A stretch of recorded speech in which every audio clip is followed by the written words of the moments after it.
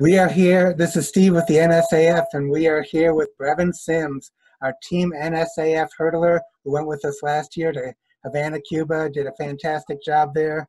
And we're privileged to meet with him here just about 10 days after he graduated or so from Chattanooga Arts and Sciences.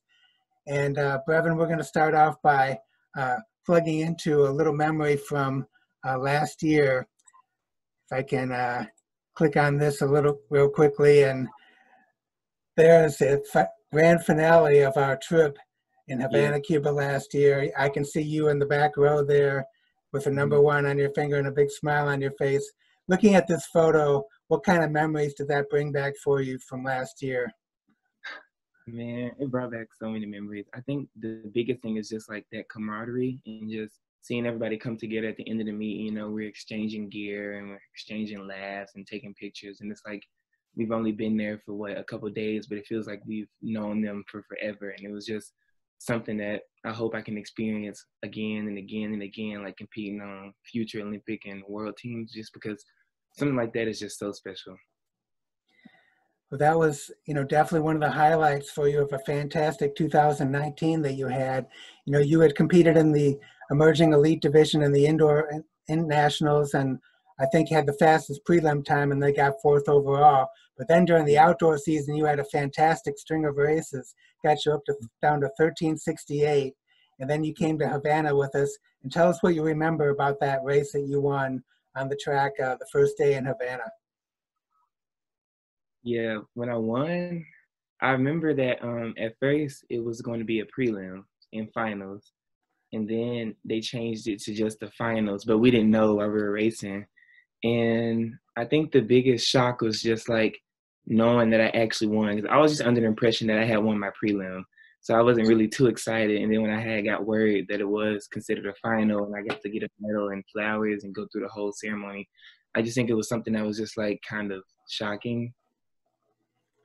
And we enjoyed so much having you on that team. And of course, a couple weeks later, you competed at outdoor nationals with us, and in one of the deepest hurdle races we ever had, Yeah, 1370, almost a PR for you in fourth place because Kurt Powder ran a yeah. meet record 1327.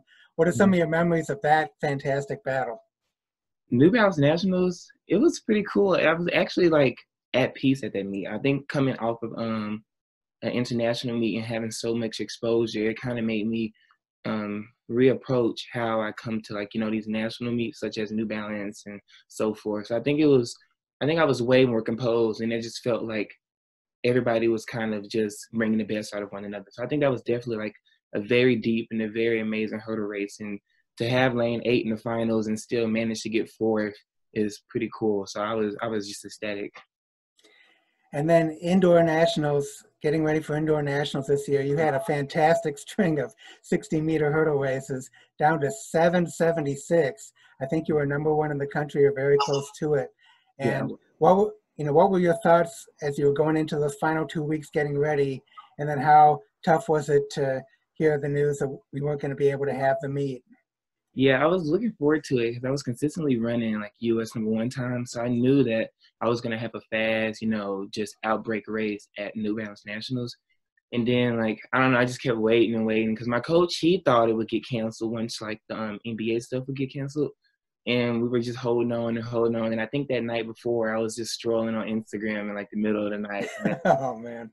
posted it on Instagram or Twitter first. I don't know where I seen it first, but I just remember I was just like, man, dang. And it still didn't hit me until like maybe a couple days, maybe a week or so. And I was just really just like, this is it. So I mean, it was pretty depressing because, you put in so much work and like New Balance is just one of those things that everybody looks forward to, not only for, just to compete, but you're in New York, you get the backpacks, you get the t-shirt, the gear. It's just, I think you all do such a good job at that meet. And just everybody kind of looks at that as like a grand finale every season, and not getting to have that experience and just experience that energy in New York is just something that sucks. So in the middle of March, what were things like in Tennessee? And tell us how the whole story kind of unfolded there as your school eventually had to shut down, and along with, I'm sure, other things in Chattanooga. Tell us about all that. At first when we were at school, we were kind of unsure like how we are gonna move forward, and some teachers had got worried that we would start doing like virtual classes, but then, we would still be returning to school every week. And then eventually, once the cases start hitting closer and closer to home, then that's when I think the governor decided to just put us on a quarantine. And we were all, I think we're always just so frantic and puzzled because we had to deal with like, graduating, senior project, classes, final exams. So I think everybody was just so overwhelmed that none of us really realized that, that was our last time seeing one another. We all had hopes that we would go to school and get the experience, the senior struts and the proms and so forth. So I think missing out on all of that was kind of just the biggest shocker. Well, what has this last several weeks been like for you, kind of, trying to stay in touch with friends, trying to train, being at home with your family? What has life been like the last 4 to 6 weeks? Mm-hmm.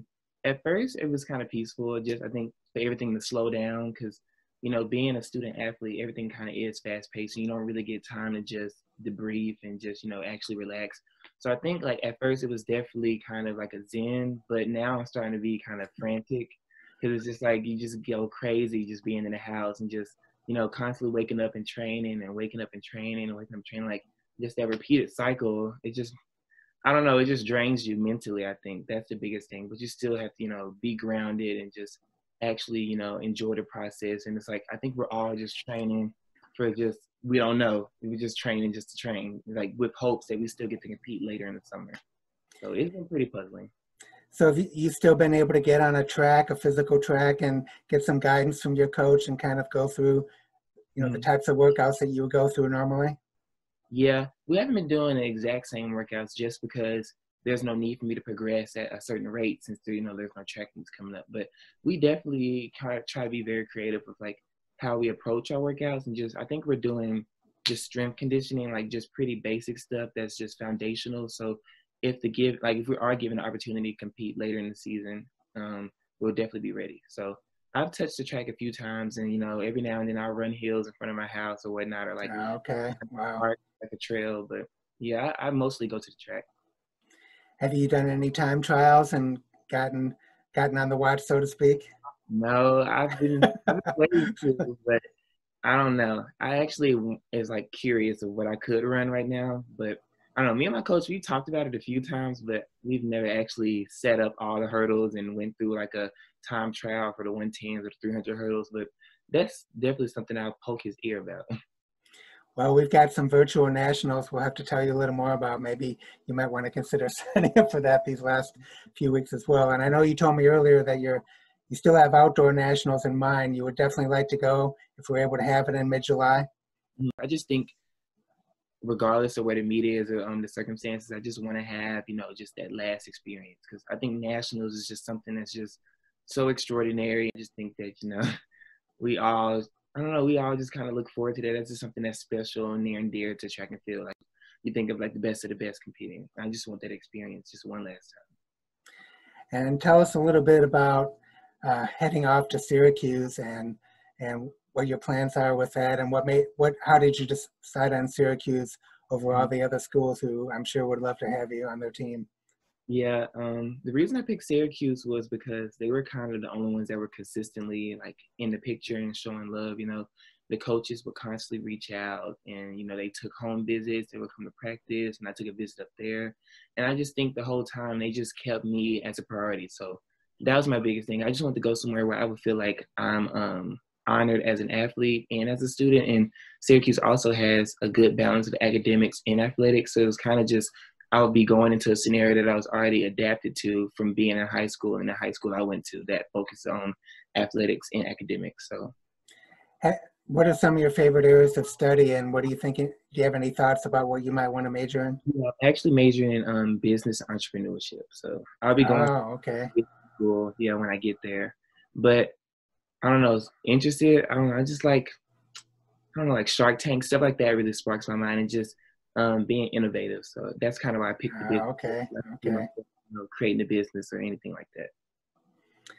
All right. Well, we really hope that we're going to be able to have those outdoor nationals to get a chance to see you in person in several weeks from now. But glad to hear you're doing well. Glad to hear you've been able to train. And, like I said, we really enjoyed having you with our event last year in Cuba. And I'm glad you got to experience that, and look forward to having an outstanding finish to your senior year. Thank you. All right, man. Thank you.